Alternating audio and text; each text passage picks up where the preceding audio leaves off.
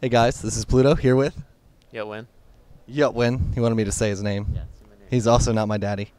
I cannot confirm or deny that. Do we look similar? Do we look similar? It's my red hair. Your red hair, Yeah. yeah. The glasses, just give it away. Yeah. It's a beautiful, beautiful combination. Complexion as well. Have you seen how pale Nat is? Look at that. Look at that. See? We're both very pale. This is a League of Legends interview, and we're just talking about shit. Well, you wanted an interview. I did. You're so tricky to get a hold of. I know. You turned me down flat out at Raleigh. It's I was really focused. I didn't want to be bothered by too many interviews. I only did one, and it was on accident because someone was like, "Hey, do you want to talk or something?" I was like, "Okay," and it ended And it up. was for GG Chronicle. So I mean, that was really jerkish like that. Not you guys, the GG Chronicle interview. So I saw the other day. I was like, oh, he did an interview with GG Chronicle and not me. Scumbag. What? I thought he was a random fan, but then it was like a legitimate interview. Well, sort of. I didn't. Yeah. It's So basically, what you're saying is you knew who I was and you knew what I wanted to do. You didn't know him. You came at a bad time. I just lost my game against MTW. I was like not in the mood. Which is a good thing to talk about. MLG Raleigh. You guys lost 0-2 against MTW and 0-2 against Orbit. What was up with that performance? The games weren't really streamed, so I'll tell you about game one against MTW. We're up 7-2, and we should just be controlling Dragon. Instead, we just went to a team fight. It's very classic of EVO to get leads, go in the team fight, and lose. When we shouldn't team fight, we should just keep controlling. And so that's what happened first game. Second game, they did a really tricky 2-3 split invade, and they controlled it from there. So we should have won first game. We lost second game. That ends up at a 2-0, whatever. And then against UNR the next day in losers bracket, we 2-0 them really easy. And then we play Orb. Both games against Orb were up 2-0. And in similar fashion, throw away our lead. Now, that seems to be the story of y'all's life because you just played Curse here. You guys were up first blood both games. You were up one dragon in the first game as well. And then things just seem to crumble around you. What is up with that? It can't be a strategy, right? Well, It's a really shitty strategy. it's sort of a strategy. So like the first 2 weeks that we were together with Evo, like with Mash Me, so Afro left, we picked up Mash Me and we got really serious. We were supposed to actually get serious with Afro, but he decided to leave to go MTW. So either way, we needed a new AD carry to practice with. So we chose him, and we got to it. We played our first 2 weeks, and the first 2 weeks of our practice was about how to break even at level 1 and then get a lead. And that's what we worked on for our first 2 weeks, is just to get ahead. Because I'll tell you right now, our first 35 games, 35 scrims, we probably went 7-28 in scrims. Like, we were working really hard just to start even. And then after breaking even, control from there. And at the last 2 weeks that we practiced, so 4 weeks together with Mash Me, we started to split with everyone like 1-1 or 2-1 or 1-2. So our scrims got a lot better. And our big problem was those team fights because we'd get that lead, and then we wouldn't really have a direction of what to do. Sometimes we get the 2-0 lead, right? And then we're like, okay, nothing happens. It goes stagnant. There's like a 20-minute laning phase or something. Or we'll try to force the dragon when we shouldn't because, yeah, like we just don't need to. It's unnecessary and we lose pressure. Like our games against Curse today, at least in the first game against when we had TF, there's this part where we're leading. We took a bunch of towers. We go to dragon fight with Rumble, and Salsi calls something like, "Hey, let me just split push mid." And then someone on our team goes, "Hey, you can Rumble ult on them." And Winks goes, "Okay." And he goes ahead and does that. And then after that, it's like Karthus all ends us. He flashes on us. I think even Alistar gets a headbutt to push him even closer on him. And we lose that team fight because we're 5-man. Karthus ulted. You know, like he's dying with Defile on, and then he uses Karthus ult, and we end up going like, I don't know, the score's like 4-3 there or something, and they get a free dragon. We're up like 3-1 before that, and we had dragon lead. So we could have just took a secondary mid tower and lost dragon, or held them at dragon, because we could even send TF to split by himself and just sit at dragon, because they don't want to start dragon. And then TF could just port back to us. But a lot of times we have that lead, and then we don't have a strong, decisive caller, and we lose that lead. And even second game, again, we're up kills, and then we just lose pressure somewhere. Like, we don't do enough, and sometimes I guess the way we play it a lot of times is, like, without a heavy strat caller, we're kind of like a machine. Like, we make one play in lane, and it's like the cog starts turning, right? Mm-hmm. So you make one play, the cog starts turning. We make another play, it keeps rolling, the machine keeps running, then something happens, and then yeah, something just stops us, and the machine stops working, and then we fall apart from there. And again, like, the first 2 weeks of our practice was getting that that cog started, and the last 2 weeks is just keep it rolling, but we keep falling short. Again, good starts and bad endings. So it sounds like you guys usually get like stars in your eyes after first blood, and then all of a sudden you stay in lane for a little bit too long. You don't press your advantage. You don't take the towers. You don't, use that first blood to your advantage, and you guys just kind of fall apart from there. The wheels fall off the bus, maybe, if you will. Is there something you guys have in mind to maybe change that kind of strategy? Are you guys going to start scrimming more and play more towards the mid to late game rather than starting? I mean, you guys obviously have done very well starting off. I mean, first blood both games, you guys did really well early game, but then it kind of just, like you said, the wheels kind of fall off there. You guys have any practice or plans for that?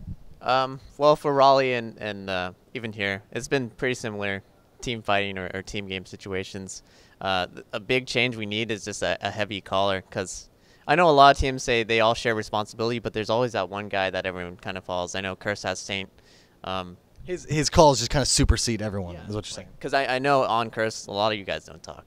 Really, you don't talk that much, and I know we practice probably 4 times as much as you guys. But you guys worked a lot better because Saint is so good in the jungle. At least his calls, especially like those Baron calls. He's like, oh, it's usually I'm gonna bet it was Saint calling for those Barons and taking them. Probably. Yeah, Saint does so much for you guys. Now, regardless of how much Saint Vicious carries, you were telling me at Raleigh that you had some.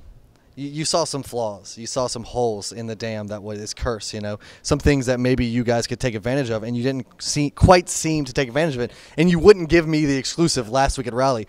Can you tell me now what the weaknesses that Curse has that you kind of used your clairvoyance to see? Did you see those first 10 minutes of each game? Yes. Because I think what you're saying is West Rice. No, it's not even that. Like, we have this paper. You have notes. Are these special notes? Yeah, these are special notes. Okay. Like, this is like the this first is 10 minutes. So this is how to beat Curse in the first 10 minutes. That is the first 10 minutes. They did the same things. They had the same patterns. Really? Yeah. This is high level stuff right here. I do the research so much. I focus so much on this. Yeah, like we took a lot of time to do well. We weren't joking around when I said we got stuff to beat them. And so yeah, the first 10 minutes went our way, how we wanted. But then after 10 minutes, you kind of have to outplay and team fight, and that's where we fall short. So these notes mean nothing post 10 minutes, basically. You can't really, unless you guys were able to use these notes, get that first blood, and then just have it snowball. But it didn't quite work out that way. We just made the wrong decisions, I guess. Because, again, we could have just played the control game and just been fine. Now, your picks in both games here was Lulu. You played Lulu Ezreal, I believe, in the second game, and Lulu, not Graves. I forgot who the first game. Tristan Ezreal, was it? Yeah, because he used the Rocketeer Tristana skin, which I don't even know if you're supposed to use that or not. Shh, be quiet. Don't talk about that anymore. No, let's say not. Why Lulu? What was your strategy there? Did you have a particular strategy that kind of centered around Lulu's ultimate? Because I know it can be very disruptive in a team fight. And also Glitter Lance is just a really good skill in general. Well, going into MLG and PAX, I prepared for at least 3 champs I'd play for sure. It'd be Lulu, Nunu, and Sona. And then my fourth pick would be Blitzcrank, just to take it from Elements, because Blitzcrank gives you so much control. Yeah. And I think that's what happened after we gave up some leads in the first game against Curse today, is that Blitz could just run everywhere. After you lose pressure, Blitz is a lot more scary. But yeah, I preferred those 4. And they took Nunu, and the other picks were Lulu and Sona. And I know Blitzcrank is good against Sona, so you just go to Lulu. Because they all have that really unique utility that it can mix up, and it does really well. And especially on a 2-on-1. Like, when you 2-on-1, you don't want that Sona pick so much, because Sona's Q will hit a minion and push out the wave. But for the most part, Lulu just did everything I wanted her to do. Okay. Yeah. Now, when you pick Lulu, do you have the presence of mind, or do you have the forethought of like I remember Lulu in Zubu Blaze at MLG New York Summer Arena. They used Lulu Shyvana, and like as soon as Shyvana hit the end of her Dragon's Descent, it was a pop up from Lulu.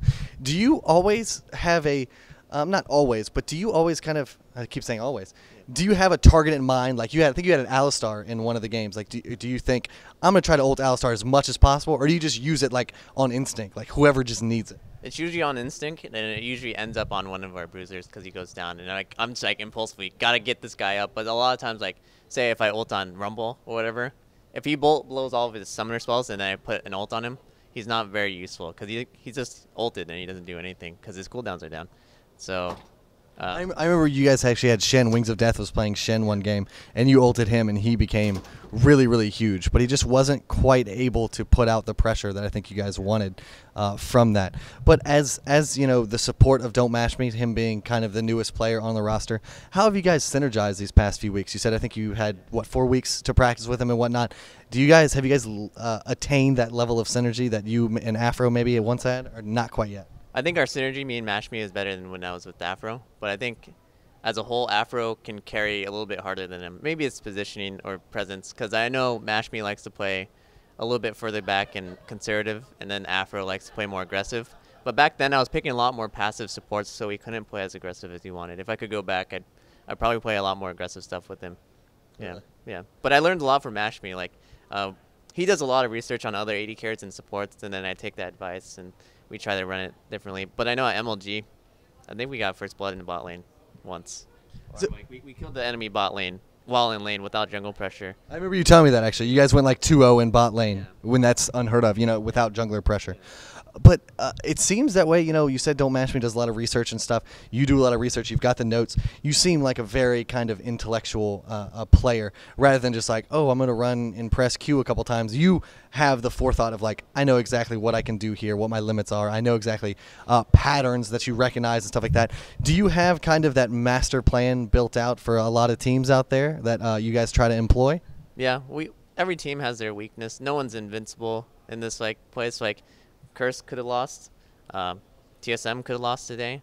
But, it's, at least as far as being a support player, I feel like I'm really average. It's just I have the right attitude and I have the right preparation to do well. Like if we just went on mechanics alone, I'm just an average support player. It's just I think a lot to get ahead and punish mistakes. You're like the brain tank of TSM EVO in that respect. The brain tank of a lot of people respect you for that. A lot of people respect you for, like you said, you're humble enough to admit that maybe I'm not the best mechanical player, but you're a fantastic theory crafter. You're fantastic, just like intellectual. It's just everything that happens. The patterns. Ward presence. Everything like that. How exactly did that carry over for something else in your life? Like have you always played games that way on an intellectual level rather than just kind of an empirical, just what am I trying to say, instinctual level? Well, I played games all my life, but I think probably tennis, because I'm not the biggest, strongest, fastest guy in the world. So you really have to outplay and outthink people, and that carried over.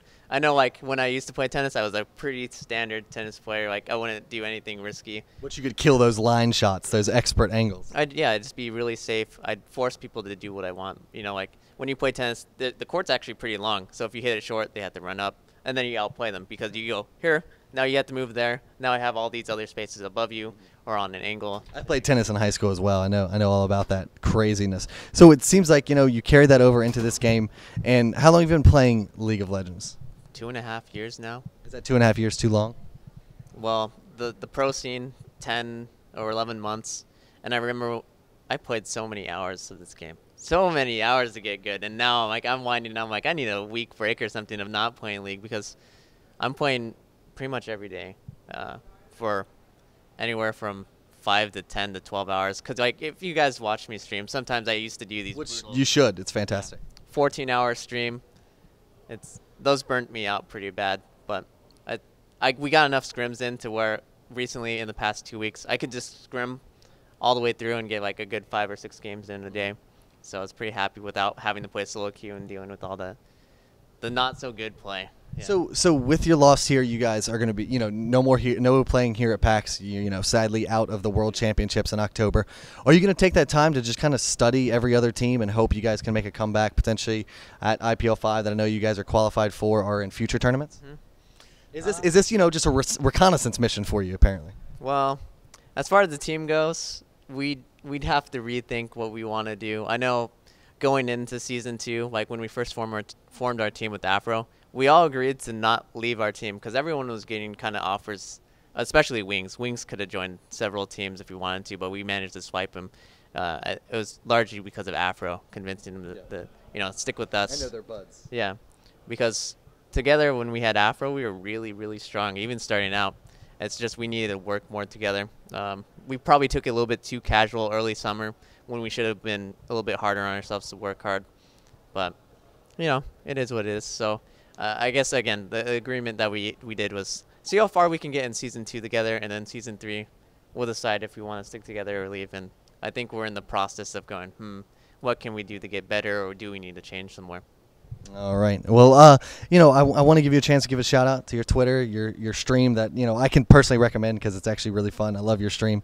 Always got chill music, and you're always very talkative and informative. It's kind of why I like yours and Wing's stream so much. You guys talk, you guys interact, and it's a lot of fun. So where can people check you out? Twitter, Facebook, and your stream? Twitter.com/NhatN, Facebook.com/NhatNLol, and Twitch.tv/NhatN, or watch it on SoloMid to help support SoloMid.net. Perfect. Well, thank you so much. You're a very elusive interviewee, but I finally managed to grab him down. So thank you so much for that. But we'll be back. This is against his will. You can't see down there, but his feet are actually tied down to the ground. He can't move at all.